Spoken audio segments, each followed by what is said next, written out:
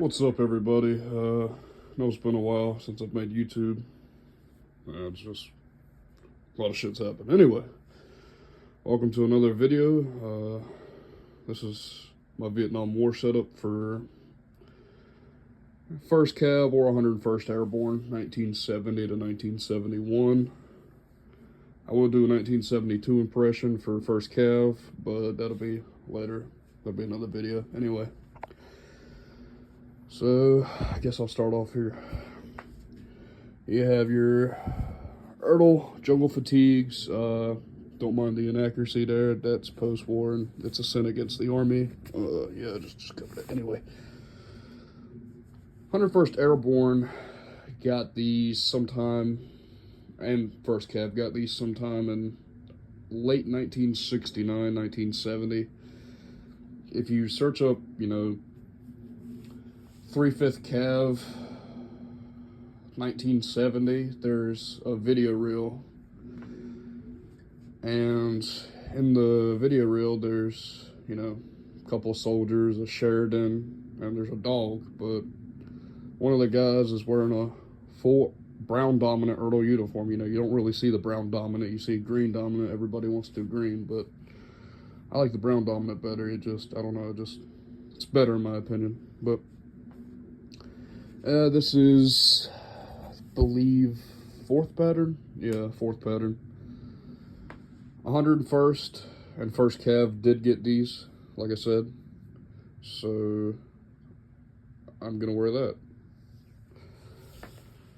You got your regular undershirt, green, some socks. I got like 4 of them in there, but I'll get to that later. You got your, I believe these might be 5th, nah, these are 4th pattern, brown dominant Ertl pants, 1970 dated, 1969 dated,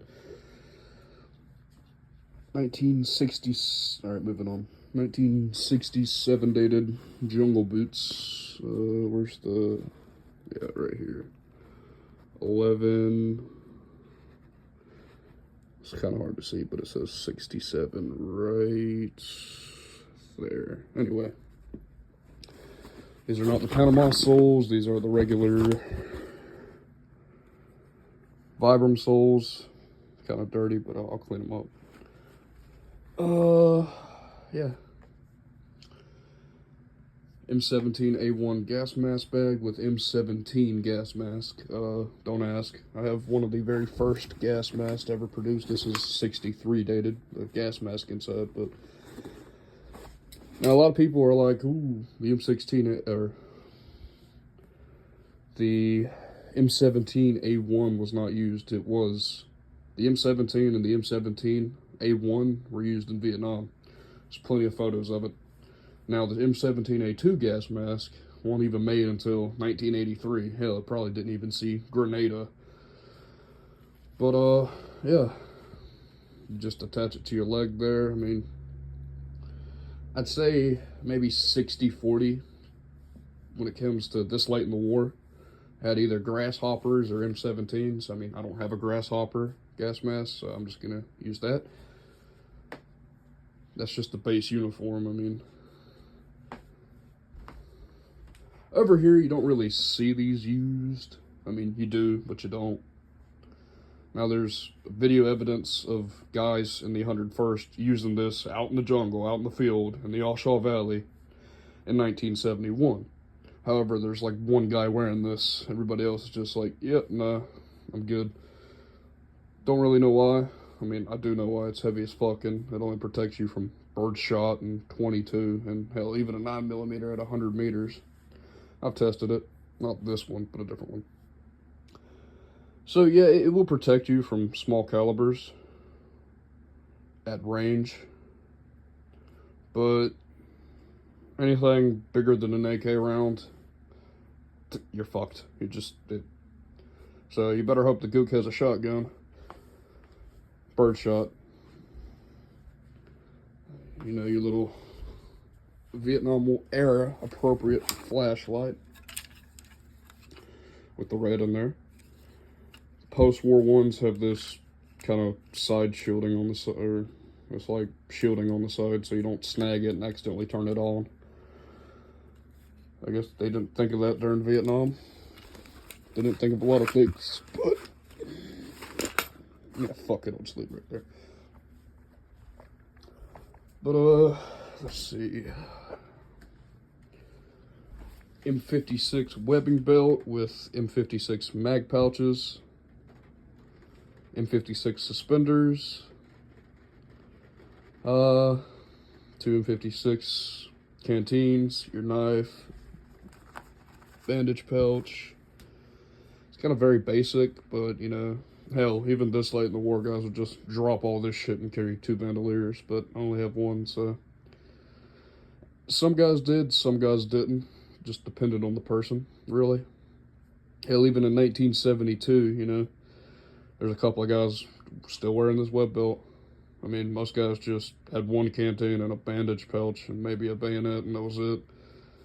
But some guys didn't, you know, just like I said, personal preference. The thing about this war is it's very, it's very, whatever you wanted to carry it, because after 68, 69, guys are just like, yeah, fuck uniform regulation. It's true. Over here you got your Mitchell helmet cover with proper helmet liner and helmet. I got this from a Vietnam War vet. Well, he passed away sadly, but got it from him after he passed, and I use it in my reenactments ever since. Now this is going to cause some controversy, but hear me out. During Lam Son 719, the 101st Airborne and the 196th, from what I know, did get issued the brown dominant Ertl helmet covers. They're very rare. There's like, hell, there's probably 1 photo of them out there. An Army advisor, you can see, clearly used this, but it was very, very, very, very rare for the Army to use this. And like I said, the 101st didn't get issued these until February of 1971. I do know that for sure. How many of them did get issued out, I do not know, but I know they were issued out in very small quantities as of February of 1971. Now, this would look great with the uniform, but I mainly stick to this. I'm just using this as an example. I have 3 different helmet covers, or Ertl helmet covers.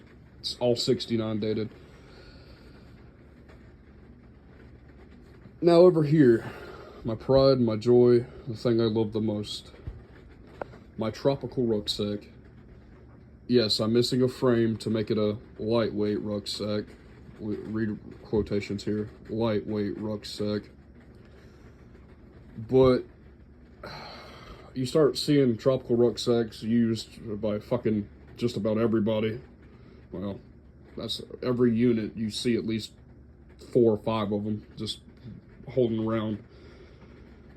Guys in the, from what I know, the 101st and well, 1st Cav used these all the damn time. You know, they used them like it was hotcakes.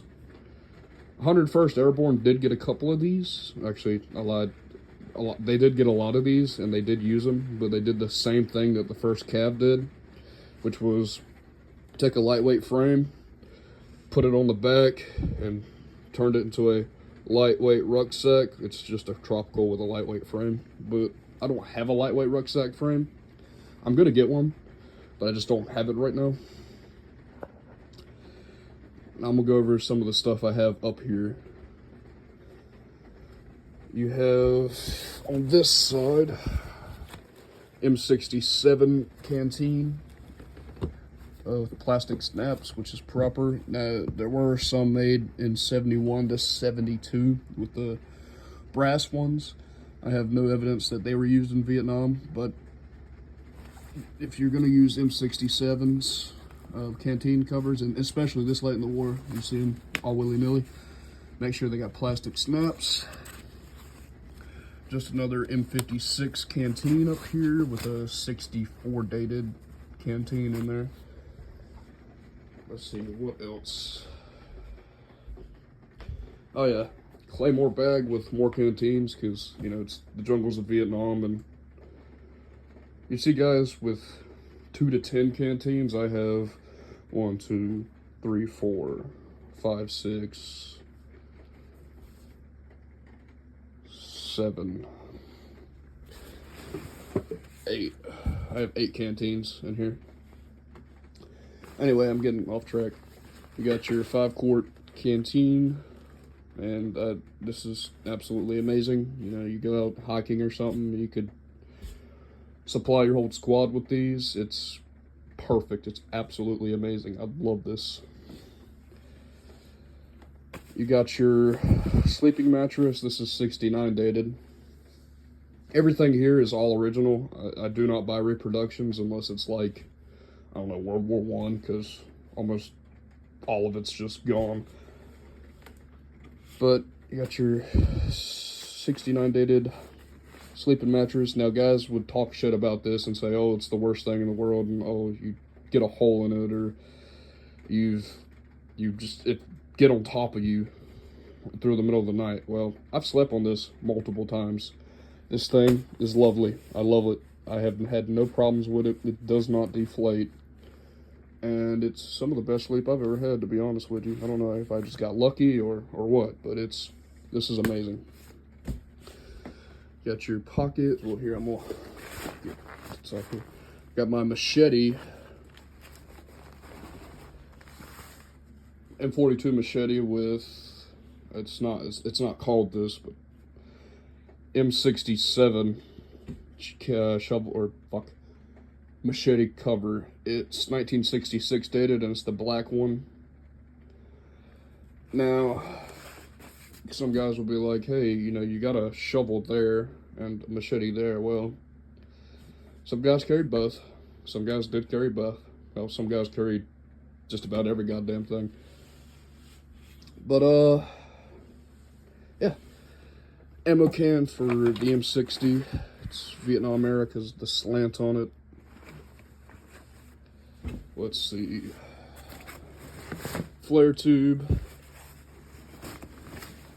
Tropical rucksack. Lower or back. Everything's complete in it. M67 2-quart canteen. Now, I don't know how I found this, but I did, and I'm happy. Like, this thing's a great find.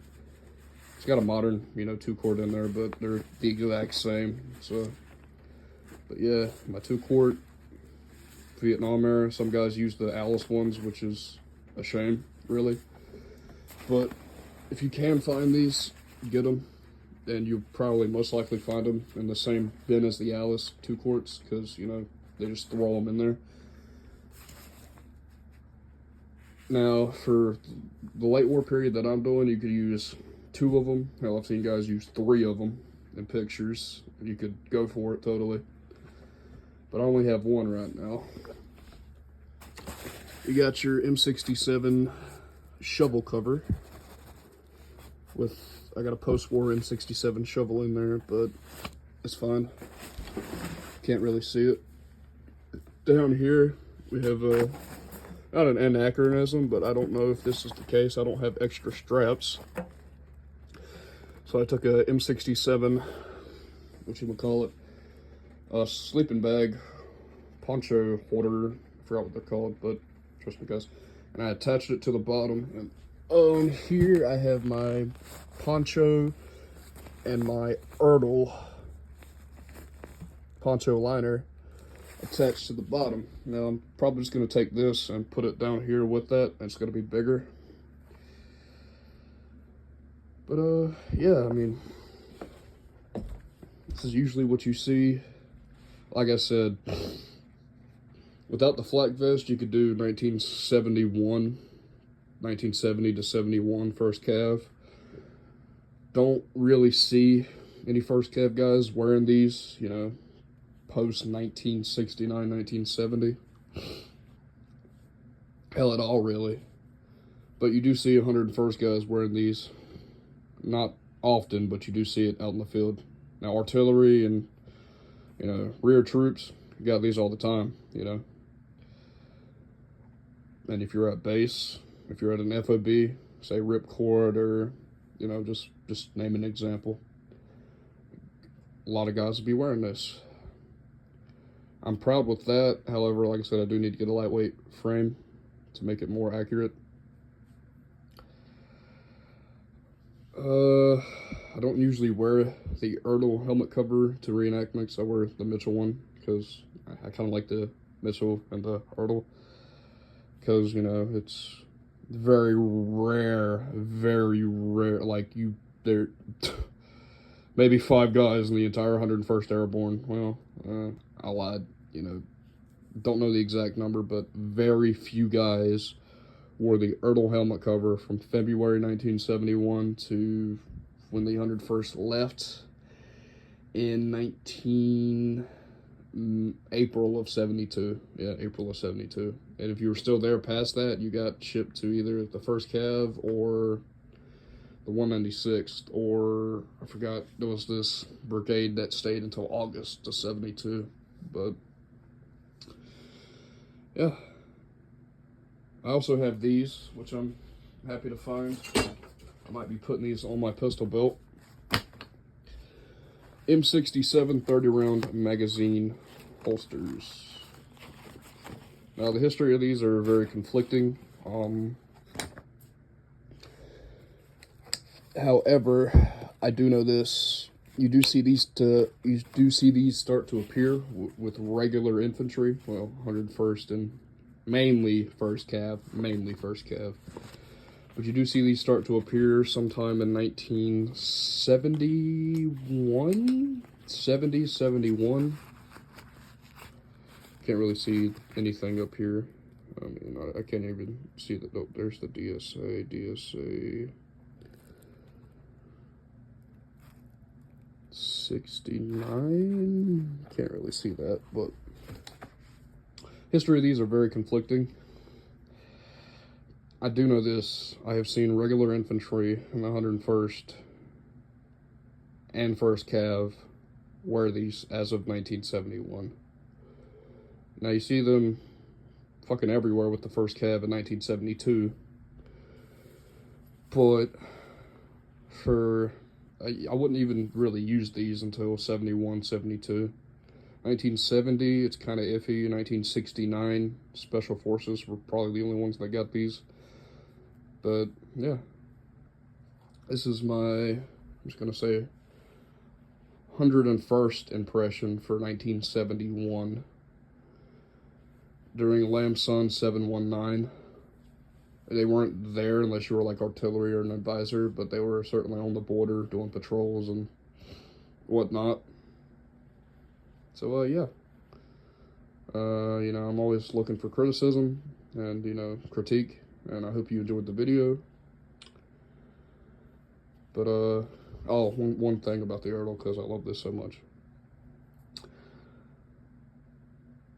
Out of every 10 guys, 1 guy would have this, either most likely green dominant, but you do see brown dominant.